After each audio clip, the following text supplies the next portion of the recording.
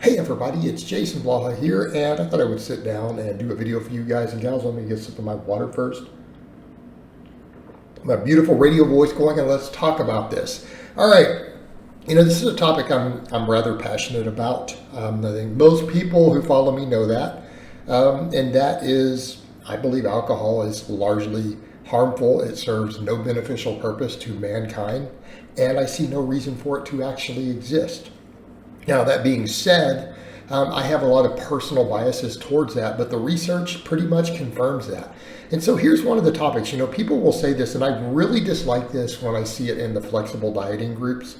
They will say things like, well, you can have anything in moderation, even alcohol, as long as you're not abusing it. And I have a problem with that. If we are talking about health and fitness, literally, as far as anything you can find in the grocery store right now, alcohol is the worst thing you can possibly consume, objectively speaking. So, I see all these people, they'll worry about, I don't eat refined sugar. Okay, good. Don't eat whatever, saturated fat in large amounts, moderated. I won't eat seed oils. I won't eat GMO foods, right? All these things that they're concerned of toxicity with. But they will drink a literal addictive poison. Okay?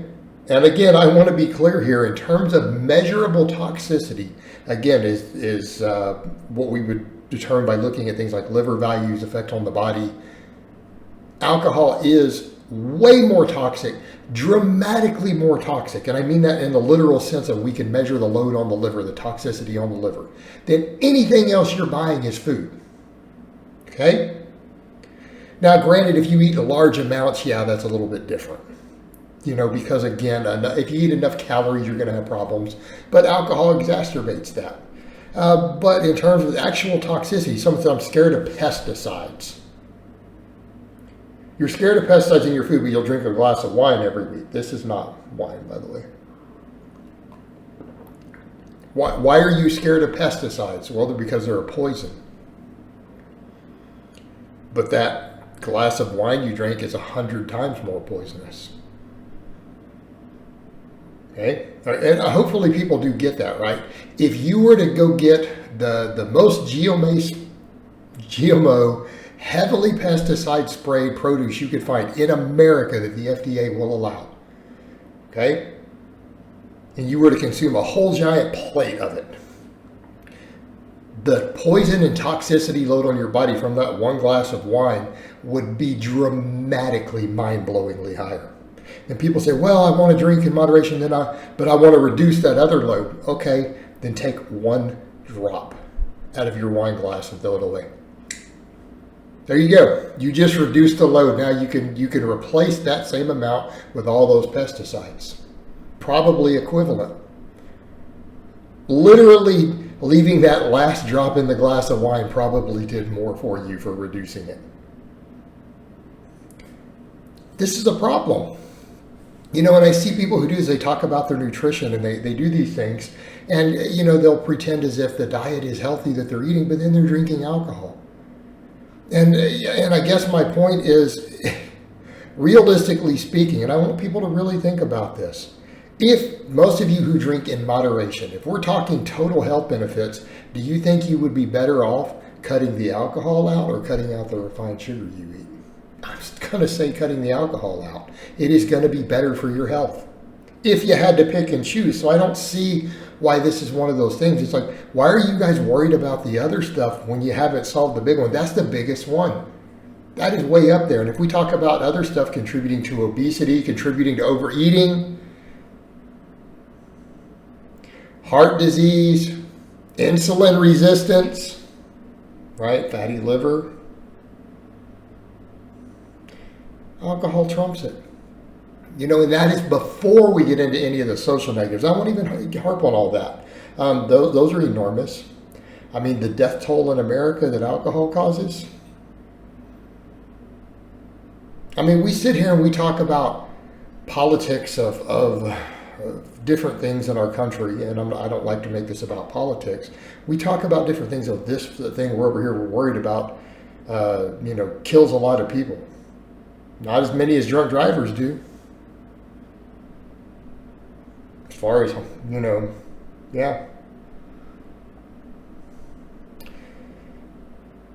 right? It's the lesser of evils here.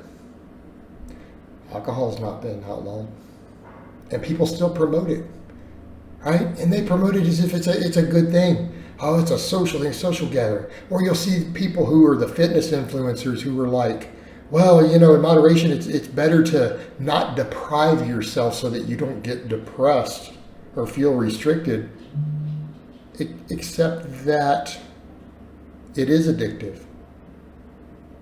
It absolutely is addictive. And it is what? It's a depressant.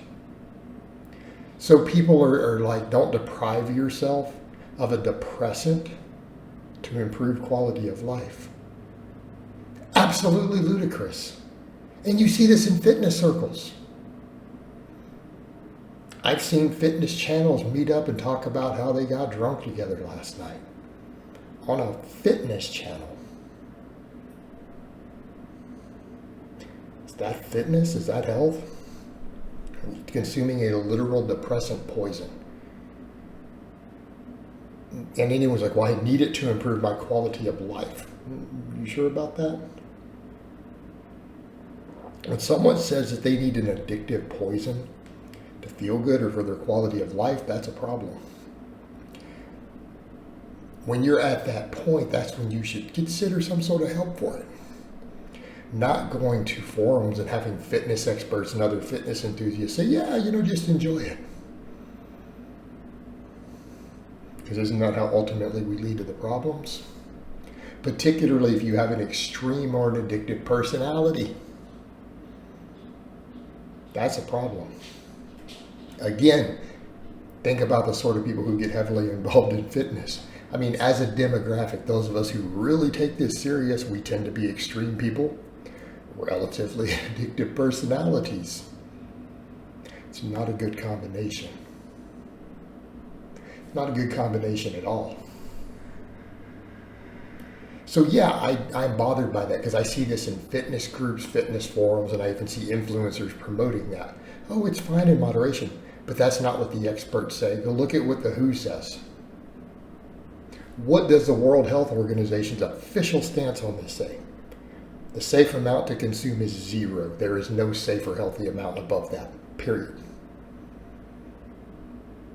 What the American Heart Association says. All of these organizations that are responsible for putting this information out are telling you how bad it is. That no, one drink a week actually has negative health benefits or negatives. This is what the leading experts and doctors and researchers around the world are saying. They're saying 0. So when you see fitness influencers talking about trying to make it part of a healthy lifestyle, you can't. All right, guys, but that's really all I have to say on that today. I hope it's been informative, and I will talk to you guys and gals next time.